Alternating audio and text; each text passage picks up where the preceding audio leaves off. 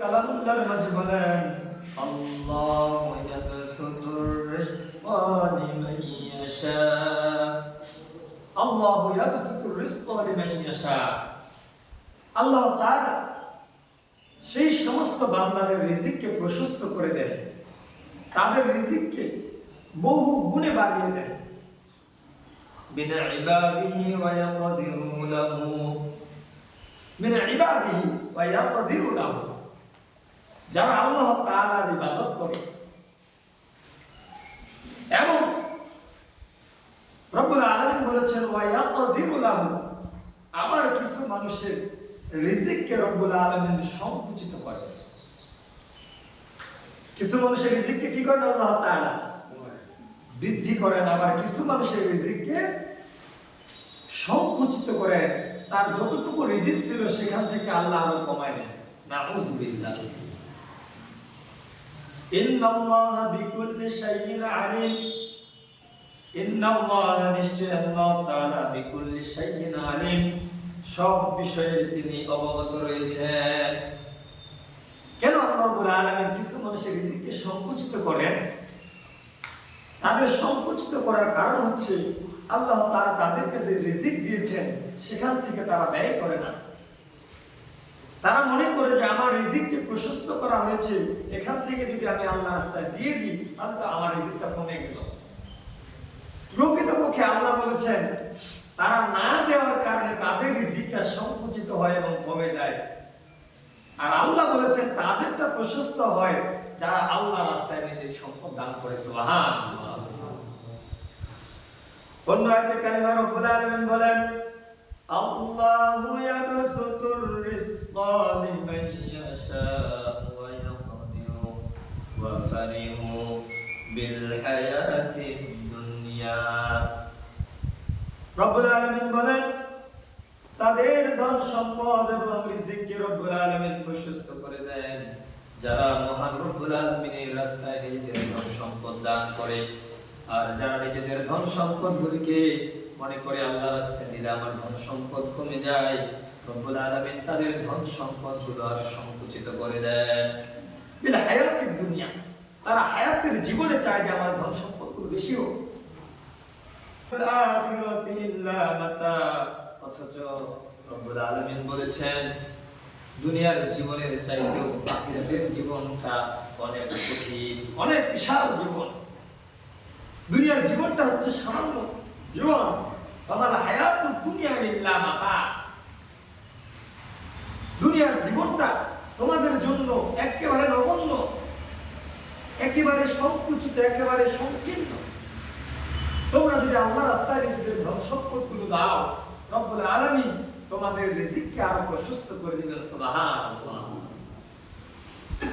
রব্বুল আলামিন বলেছেন আল্লাহর রাস্তায় কেউ যাকাত দেয়, রব্বুল আলামিন তার সম্পদকে অতি গুণে বৃদ্ধি করে দিবেন। আর যে ব্যক্তি রব্বুল আলামিন বলেছেন আল্লাহর রাস্তায় যাকাত না দিয়ে সুদের লেনদেন করে, রব্বুল আলামিন তার সম্পদকে আরো সংকুচিত করে দেন। অনেক মানুষ কি করে সুদ খায় কেন? তার সম্পদকে আরো বৃদ্ধি করার জন্য। কিন্তু আল্লাহ রাব্বুল আলামিন বলেছেন বান্দা, সুদ তুমি যে তার কাছ থেকে নেওয়ার জন্য যে টাকাটা তুমি দিলে সেখানে আসলে তোমার সম্পদ আরো পুঞ্জীভূত হয় না, সেটা আরো কমিয়ে যায়, সেটার বারাকা থাকে না। বারাকা থাকে কোথায়? তুমি যদি আল্লাহর রাস্তায় যাকাত দিয়ে থাকো। সুবহানাল্লাহ। ওয়া মা আতাইতুম মির রিবান লিয়ারবুয়া ফি আমওয়ালিন নাস ফালা ইয়ারবু ইনদাল্লাহ। রব্বুল আলামিন বলেছেন বান্দা, তুমি যে সুদ দাও তোমার সম্পদকে বৃদ্ধি করার জন্য, ফালা ইয়ারবু ইনদাল্লাহ, প্রকৃতপক্ষে তোমার সেই আল্লাহর কাছে তোমার সেই সম্পদ বৃদ্ধি পায় না। ফালা ইয়ারবু ইনদাল্লাহ, আল্লাহর কাছে সেই সম্পদটা বৃদ্ধি পায় না। আল্লাহ রাব্বুল আলামিন পরের অংশে বলেছেন ফালা ইয়ারবু ইনদাল্লাহ ওয়া মা আতাইতুম মিন যাকাতিন তুরিদুনা ওয়াজহাল্লাহ। আর তোমরা যদি আল্লাহর রাস্তায় যাকাত দিয়ে থাকো, আল্লাহর হুকুমকে আল্লাহর আইনকে মান্য করে থাকো, রব্বুল আলামিন বলেছেন তাহলে তোমার সম্পদকে আল্লাহ তাআলা অধিক বৃদ্ধি করে দিবেন। সুবহানাল্লাহ। কার সম্পদ বৃদ্ধি করে দিবেন? যে ব্যক্তি আল্লাহর রাস্তায় দান করে। রব্বুল আলামিন আরো বলেছেন ওয়ালাযালুল্লাযীনা ইউনফিকুনা ফী সাবিলিল্লাহি কামাসালি আনবাতাত সাব'a সানাবিলা ফী কুল্লি সুনবুলাতিন মিয়াতু হাব্বা ওয়ামাসালুল্লাযীনা ইউনফিকুনা যারা আল্লাহ রাব্বুল আলামিনের রাস্তায় নিজেদের ধন সম্পদ ব্যয় করে রব্বুল আলামিন তাদের উদাহরণ পেশ করেছেন। তাদের উদাহরণ হলো 60টি চারা গাছের মতো, 60টি বীজের মতো। কেউ যদি একটি চারা ধানের বীজ জমিতে লাগায় দেয়, একটি চারাতে একটি করে বীজ উৎপন্ন হওয়ার কারণে একটা দানায় একটা চারাতে একটা শীষ উৎপন্ন হয়। আবার সেই শীষে 100টি করে চারা, 100টি করে শস্য দানা হয়। এমন করতে করতে রব্বুল আলামিন বলেছেন সেটা অতি গুণে তোমাদের সম্পদকে আল্লাহ বৃদ্ধি করে দেন। সুবহানাল্লাহ। এটা রব্বুল আলামিন বলেছেন যে কেউ যদি আল্লাহর রাস্তায় 1 টাকা পরিমাণ দান করে, রব্বুল আলামিন বলেছেন যে সে যেন একটা জমিতে বীজ বপন করে। একটা বীজ বপন করার কারণে সেটা থেকে 7টি চারা গজায়। আবার একটি শীষে 100টি করে শস্য দানা পাওয়া যায়। তাহলে একটা থেকে রব্বুল আলামিন 700 গুণ বৃদ্ধি করে দেন। সুবহানাল্লাহ। 1 টাকা দান করলে সেটা 700 গুণে রূপান্তরিত হয়ে যায়। সুবহানাল্লাহ। রব্বুল আলামিন এজন্য আমাদের ধন সম্পদগুলো বৃদ্ধি করে দেন। কেউ যদি আল্লাহর রাস্তায় সব সময় নিজেদের ধন সম্পদগুলো দান করে, আল্লাহ রাব্বুল আলামিন বলেছেন মাসালুল্লাযীনা ইউনফিকুনা আমওয়ালাহুম, রব্বুল আলামিন বলেছেন তোমরা যদি তোমাদের ধন সম্পদগুলো আল্লাহর রাস্তায় দাও ফালিয়ানফুসকুম, তাহলে সেগুলো তোমাদের জন্য উপকারের জন্য, তোমাদের উপকারের সাথে তোমরা দিচ্ছ। শুধু আমাদের উপকারের সাথে আল্লাহর এখানে কোনো উপকার হয় না। আল্লাহ বলছে বান্দা তোমারই উপকার হচ্ছে। আর আবি হুরায়রা রাদিয়াল্লাহু তাআলা আনহু قال النبي صلى الله عليه وسلم قال الله تعالى أنفق يا ابن آدم أنفق عليك। আল্লাহ রাসূল সাল্লাল্লাহু আলাইহি ওয়াসাল্লাম বলেছেন قال الله تعالى হাদিসে কুদসিতে আল্লাহ তাআলা বলেন আনফিক ইয়া ইবনে আদম, হে আদম সন্তানেরা তোমরা আল্লাহর রাস্তায় তোমাদের ধন সম্পদ ব্যয় করো, দান করো। তাহলে রব্বুল আলামিন বলেছেন আনফিক আলাইক, তাহলে বান্দা তোমার যে ধন সম্পদ তুমি আমার রাস্তায় দান করতেছো আমিও তোমাকে দান করব। সুবহানাল্লাহ। আল্লাহ বলেছেন আনফিক ইয়া ইবনে আদম আনফিক আলাইক, তুমি যদি আমাকে দাও আমি তোমাকে দেব। সুবহানাল্লাহ।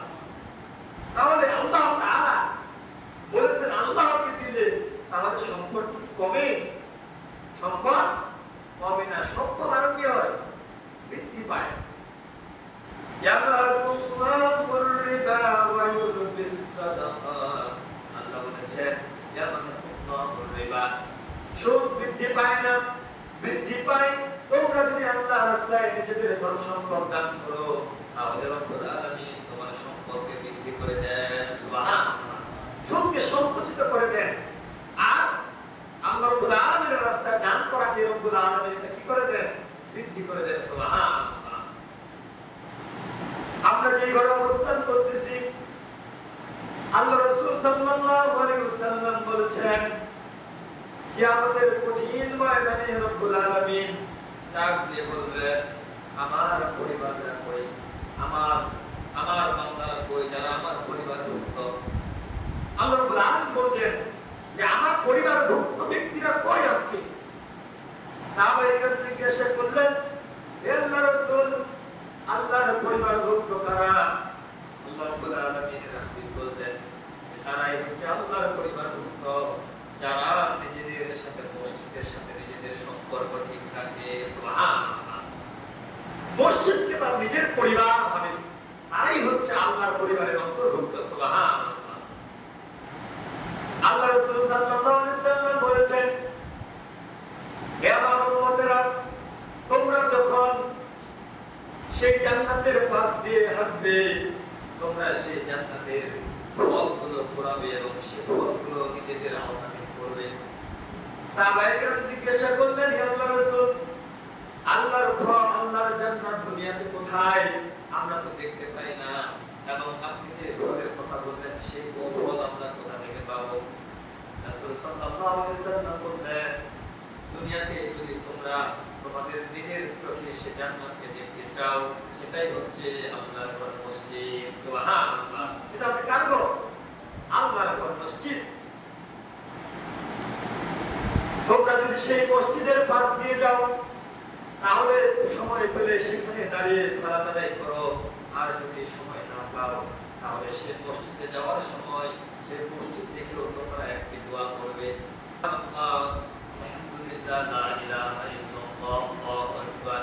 এই দোয়াটা যখন করবে, তোমরা যেন জান্নাত থেকে ফলগুলো কুড়িয়ে তোমাদের আওতাধীন করলে। সুবহানাল্লাহ। অন্তত মসজিদ থেকে দোয়াটা করবে, তাহলে যেন তোমরা জান্নাতের ফলগুলো তোমাদের ঝুড়িতে তোমরা রাখবে। সুবহানাল্লাহ। যে মসজিদে আমরা অবস্থান করি, আল্লাহ রাব্বুল আলামিন এই মসজিদের সাথে সম্পর্ক রাখতে, এই মসজিদে আল্লাহর রাস্তায় দান করলে রব্বুল আলামিন বলেছেন, বান্দা এই মসজিদ হচ্ছে আমার, এবং এই মসজিদে যদি তোমরা নিজেদেরকে অবস্থানে রাখো, তাহলে রব্বুল আলামিন বলেছেন, তাহলে তোমরাও আমার অন্তর্ভুক্ত হয়ে যাবে। সুবহানাল্লাহ।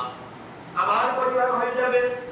শুধু তাই নয়, রব্বুল আলামিন এই মসজিদের খাতিরের জন্য কাল কিয়ামতের কঠিন ময়দানে যখন মা তার সন্তানকে বলে যাবে, পিতা তার পুত্রকে বলে যাবে, এমন কঠিন মুসিবতের সময় কেউ যদি মসজিদের সাথে সম্পর্ক স্থাপন করে, সেই কঠিন কিয়ামতের দিনে যখন মানুষের মাথার উপরে সূর্যকে রাখা হবে, পৃথিবীর তুলনায় 69 গুণ সূর্যের তাপমাত্রা বৃদ্ধি করা হবে।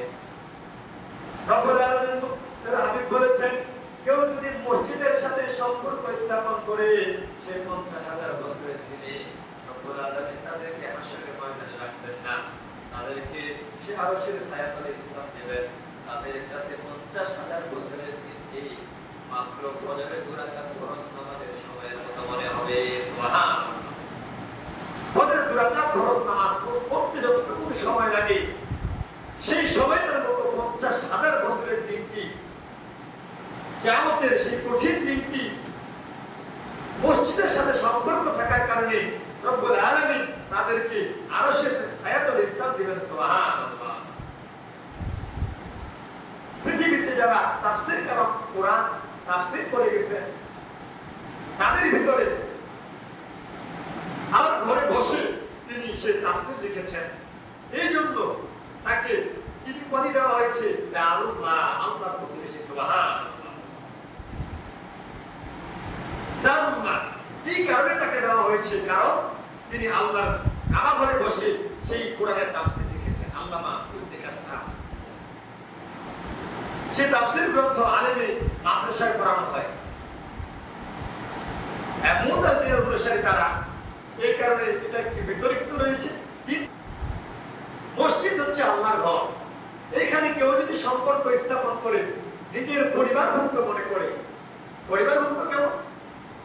আপনি মসজিদে এসেছেন, টাইমলি নামাজ আদায় করেছেন, আপনার বাসায় আপনার সন্তান দুর্বল হয়ে গেছে, অসুস্থ, আপনি তাকে কিভাবে চিকিৎসা দিলে সে তাড়াতাড়ি সুস্থ হবে, তাকে নিয়ে আপনি ব্যস্ত হয়ে পড়ে যান।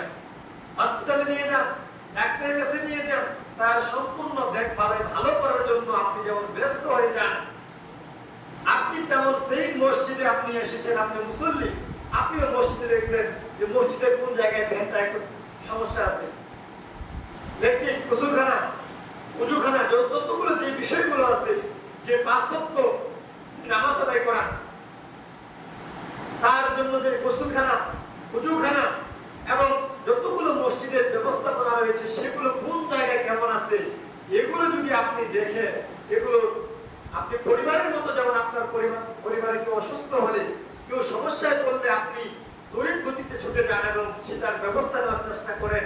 মসজিদে যদি আপনি সেই সেম কাজটি করতে পারেন, তাহলে আল্লাহ বলে তারা আমার প্রতিবেশী। সুবহানাল্লাহ। বেশি। আর আল্লাহ রাসূল বলেছেন as-সাদকাতু বুরহান, দান হচ্ছে দলিল। দান কি? দলিল।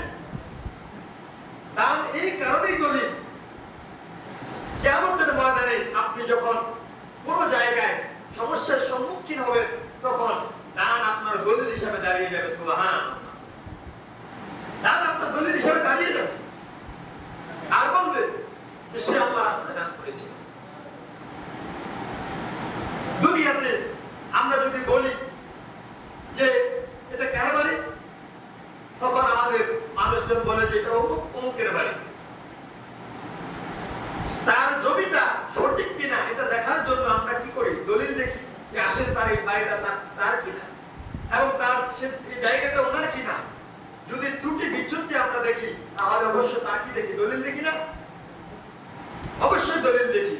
আল্লাহ রাসূল বলেছেন as-সাদকাতু বুরহান, দান হচ্ছে দলিল।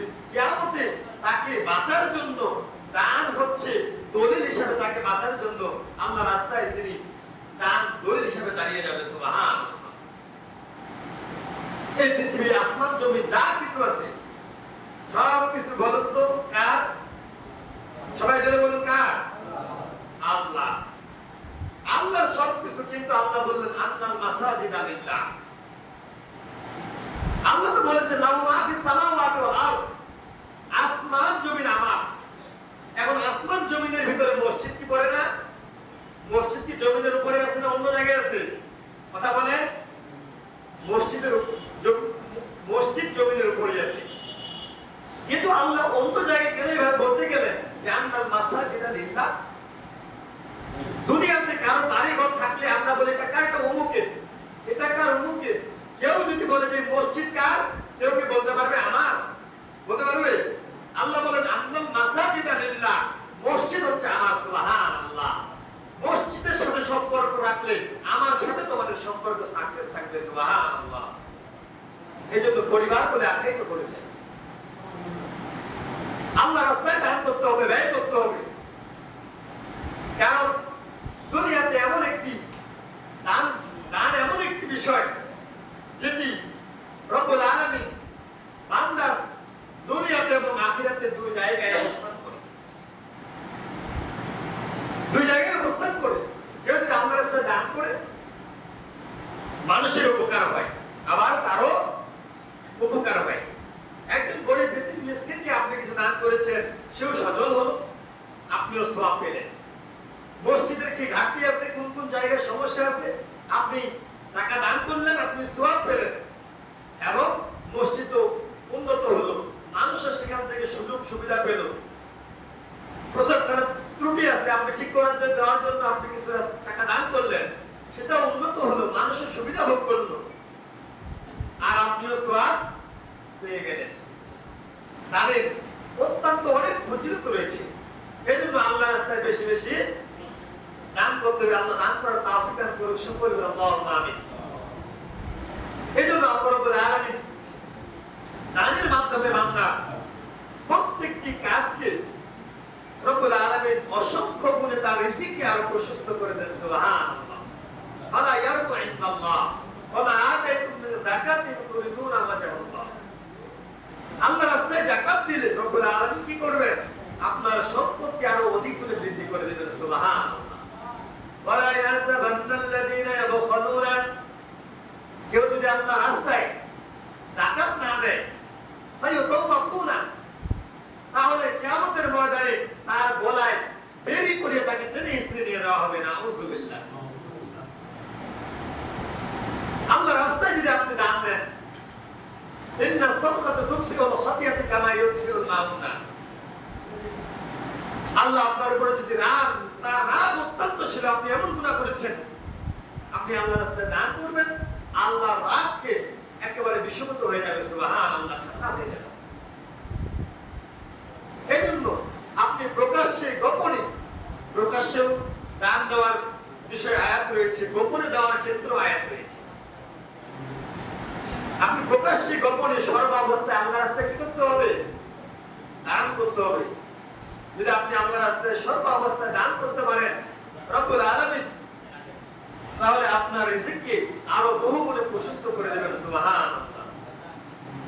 এই জন্য সম্মানিত হাজিরিন, আমরা গত জুম্মায় বলেছিলাম যে আপনাদের এই মসজিদের যে পাশে প্রসাবখানা, এটা অনেক ত্রুটিপূর্ণ, মানে ভালো, এখনো তো তারা স্বাভাবিকভাবে এটা সম্পূর্ণ কাজ করতে পারেনি। এই জন্য আপনাদের রব্বুল আলামিন ফসল দিয়েছেন, এবং আপনারা যদি আল্লাহর রাস্তায় দান করেন এই কাজটি আমরা সম্পূর্ণ করতে পারবো।